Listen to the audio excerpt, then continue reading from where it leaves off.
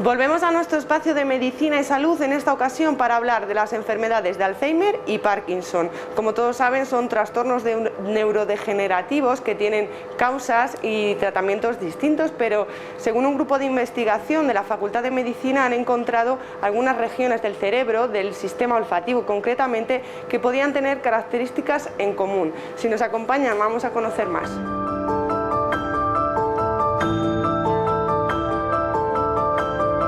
Hace poco hemos publicado un artículo, el grupo de neuroplasticidad y neurodegeneración de la facultad, y en este artículo básicamente lo más llamativo es que hemos encontrado regiones del cerebro que podrían ser comunes en el desarrollo de enfermedades que a priori son muy distintas, como son la enfermedad de Alzheimer y la enfermedad de Parkinson.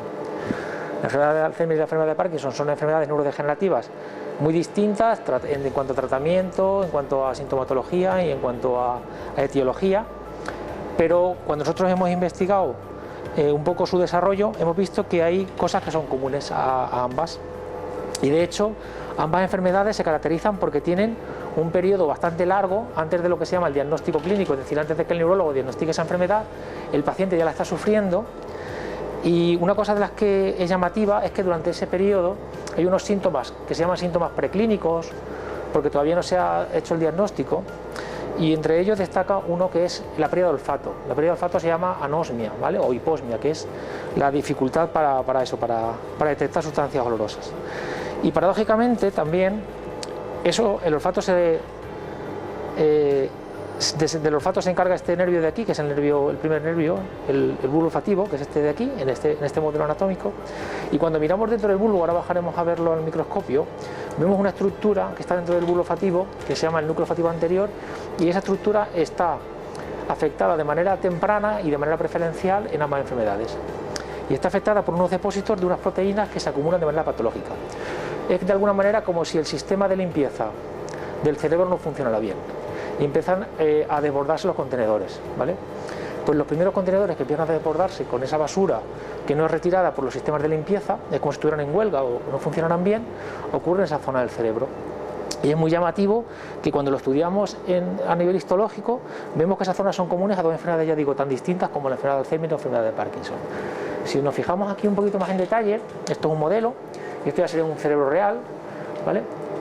Esto sería un cerebro real visto desde abajo, desde la parte ventral, y aquí, esta estructura de aquí, tan larga, esto es el bulbo olfativo, por aquí olemos, ¿vale? Bueno, por dentro de esa estructura aparecen como una especie de islas, que es lo que se conoce como el núcleo olfativo anterior, y dentro de esas islas aparecen depósitos de estas proteínas, que en el caso de la enfermedad de Alzheimer, es la proteína que se acumula, es la proteína beta-amiloide y la proteína tau, beta-amiloide y la proteína tau, y en el caso de la enfermedad de Parkinson, lo que se acumula es una proteína que se llama sinucleína, que forma lo que se conoce como cuerpos y neuritas de Levy, ¿vale? Estos son todos términos de neuropatología. Y este bulbo olfativo entra al cerebro justo en esta zona de aquí, que es lo que se llama el lóbulo temporal medial, ¿vale? Ahí veis que se está pegando en la parte de abajo, estamos viendo el cerebro por la parte de abajo. Aquí esto es el nervio óptico, sería por donde entraría la información visual, y por aquí entraría la información olfativa. Cuando esto lo cortamos y lo vemos aquí en detalle, pues sería más o menos esta región de aquí. Esto sería parte de lo que es el lóbulo temporal medial, que incluiría dos estructuras muy importantes. Uno es la amígdala y otra es el hipocampo. Y en todas estas regiones hay depósitos que son comunes a ambas patologías. Lo curioso de esto es que en estas regiones, de alguna manera, es como un embudo de entrada de información a todo lo que se conoce como la corteza. Todo esto de aquí arriba recibe el nombre de corteza porque es realmente la parte que está externa, como si fuera la corteza de una naranja, realmente es donde se procesa la información y donde está, pues, todas las funciones superiores, el lenguaje, la motivación, la planificación, etc.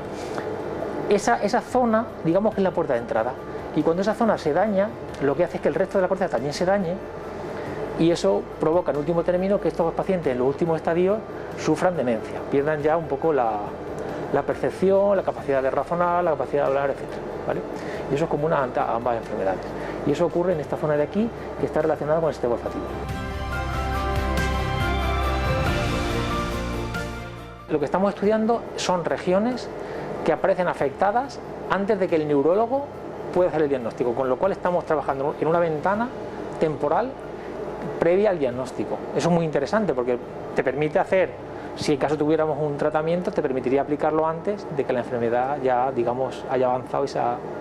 Eso por un lado. Y luego, por otro lado, lo interesante es que una de las cosas que estamos viendo es que el cerebro, que lo veis así muy, digamos, arrugado y muy complejo, funciona como un todo, está funcionando todo a la vez, está todo conectado con todo, ¿vale?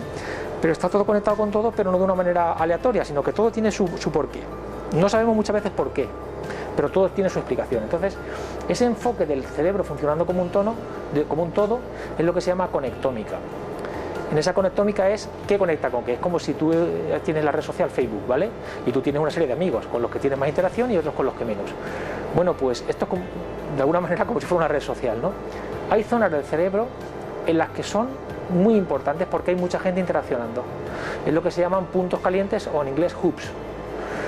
Y estas zonas que estamos describiendo ahora son precisamente uno de esos hubs que son importantes para la distribución y la propagación y el avance de estas enfermedades. Es como si estuviéramos viendo toda la red social, pero dentro de toda la red social, de lo que es el cerebro hablando consigo mismo, es que en qué zona del cerebro está ahora mismo activa y son los puntos calientes, son los trending topics.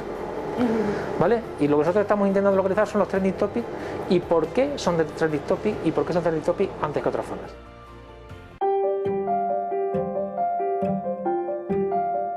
Esta figura que veis aquí es una de las que va incluidas en el paper y esquematiza en gran medida su contenido.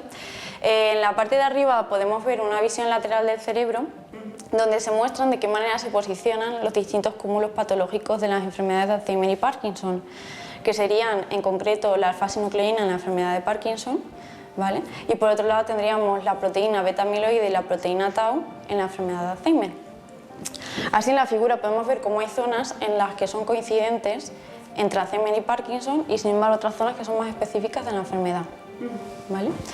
Y en la figura de abajo pues podemos ver es una sección coronal del cerebro donde se muestra parte del lóbulo frontal y el lóbulo temporal, y es que el sistema olfativo del que antes os hablaba el doctor Alino está afectado de manera muy prematura en la enfermedad y está formado por una serie de estructuras, sobre todo corticales, que abarcan parte del lóbulo frontal y del temporal, ¿vale? Por ello esa visión del cerebro.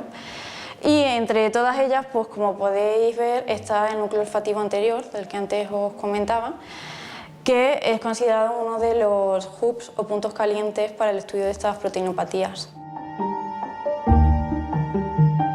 Como comentaba, la alfa-sinucleína sería la proteína patológica de la enfermedad de Parkinson y la beta-amiloide y la proteína tau serían las proteínas características del Alzheimer. Entonces vemos cómo hay regiones del cerebro, como por ejemplo esta, en la que coinciden tanto proteínas de Parkinson como de Alzheimer. Sin embargo, hay otras donde, por ejemplo, aquí solo tenemos cúmulos de beta-amiloide, por tanto sería más específica de la enfermedad de Alzheimer. Pues este sería el bulbo olfativo que antes os enseñaban en los cerebros reales, que si recordáis es el nervio, el par craneal 1, que está implicado en el olfato. Entonces esta cosita chiquitina de aquí sería el bulbo olfativo, ¿vale? Que aquí lo ampliamos para ver qué proteínas patológicas se acumulan, ¿vale? En concreto la alfa-sinucleína y la proteína tau. Lo que veíamos antes en el cerebro, esta sería una reconstrucción tridimensional y se ve cómo dentro de ella se ven los acúmulos patológicos. Esa sería la proteína que has dicho, ¿no? Sí, las proteínas patológicas que comentaba antes. Y cuando el bulbo olfativo del que hablábamos se une a la corteza, vemos esta otra estructura que sería la corteza retrovulvar. Y las proteínas serían esas. Sí, y estas serían las proteínas patológicas, los cúmulos. Pues esta sería una sección coronal del cerebro donde podemos ver una parte más del lóbulo frontal y el lóbulo temporal. Y es que el sistema olfativo está compuesto por una serie de áreas, sobre todo corticales, que abarcan parte del lóbulo frontal y el lóbulo temporal. Entonces todas estas áreas neurodegenerativas están afectadas en la enfermedad y de manera preferencial y temprana, muy temprana, está afectado el núcleo olfativo anterior del que hablábamos antes, por ello es considerado un hub o un punto caliente de estudio en estas enfermedades. sería una zona temprana de afectación en ambas enfermedades, tanto en Parkinson como en Alzheimer, y a partir de ahí iría propagándose a lo largo de las otras zonas, alcanzando toda la corteza.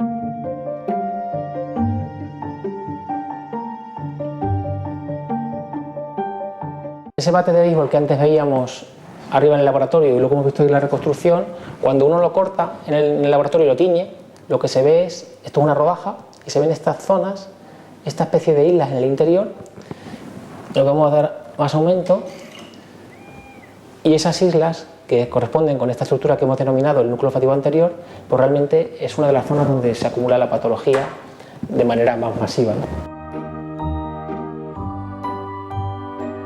Con respecto a tu pregunta, Sofía, de cómo hemos llevado a esta investigación, pues como muchas veces ocurre en ciencia, por un poco por casualidad, ¿no? Nosotros trabajamos en el sistema olfativo desde hace más de 20 años y un poco nos llevó, el interés por el sistema olfativo nos llevó un poco a las enfermedades neurodegenerativas porque ambas cursan, como he dicho antes, con pérdida de olfato, y al profundizar en cómo estaba estructurado el sistema olfativo en enfermedades neurodegenerativas y empezar a trabajar con tejido humano, pues vimos esta confluencia en estas zonas tan concretas. Y bueno, no lo hemos visto nosotros únicamente, lógicamente lo hemos visto más laboratorios en el mundo, pero es algo muy llamativo que justo esta estructura dentro del sistema olfativo está afectada de manera, como he dicho antes, muy masiva en ambas enfermedades, ¿no? Y eso es una cosa que yo creo que a la vuelta de poco tiempo va a ser muy relevante. No solo estas regiones, otras regiones también, ¿no? Fue un poco por casualidad. Y luego ya por lo que si lo veis aquí, esto es un poco una vez que ya se ha analizado el tejido y se ha cortado, estas islas de aquí, esas serían las regiones donde realmente los acúmulos se concentran, ¿no? Esta especie de islas, y no sabemos muy bien por qué. Es una pregunta muy interesante, no sabemos por qué. Con respecto a tu segunda pregunta que me decías, que es por qué es importante la investigación científica, ahora desde hace 4 meses se ha puesto muy de moda la investigación científica, porque está el COVID y todo el mundo ve que eso es muy importante y muy relevante. Hace 6 meses, en la gran pandemia del siglo XXI, iba a ser las enfermedades neurodegenerativas, el Alzheimer y Parkinson, básicamente porque los sistemas de salud no pueden soportar el acúmulo de enfermos y el coste que va a suponer por el envejecimiento de la población. Entonces, hace 6 meses, digamos que lo más relevante era esto, ¿no? Y ahora, pues, se supone que lo más importante, lo que quiero decir con esto, es que realmente lo importante es que haya un sistema sanitario, por supuesto, pero la investigación tiene que estar siempre en primera línea de batalla, porque es la única que nos va a dar respuesta cuando nos ocurra algo, como ha ocurrido ahora con el virus SARS-CoV-2 y con la enfermedad de la COVID. Y es que no va a haber respuesta, y muchas veces lo estamos viendo todos los días en los telediarios. Ahora todo el mundo está buscando una vacuna y está buscando un tratamiento, eso no se improvisa. La investigación es como si fuera un iceberg, y para que el iceberg flote y se vea la punta, tiene que haber una base muy profunda, sumergida, que son laboratorios pequeños como este, que trabajan de manera constante, y lógicamente para hacer eso necesitas también financiación. Entonces eso te permite que luego pueda aflorar la punta del iceberg y pueda salir una vacuna, pero esa vacuna que salga en Japón, en Oxford o en cualquier otro país va a salir porque debajo hay mucha gente trabajando en la base de la enfermedad ahora mismo de COVID, enfermedades neurodegenerativas, enfermedades como el cáncer, etcétera, etcétera, pero tiene que haber siempre una base de investigación y eso es fundamental.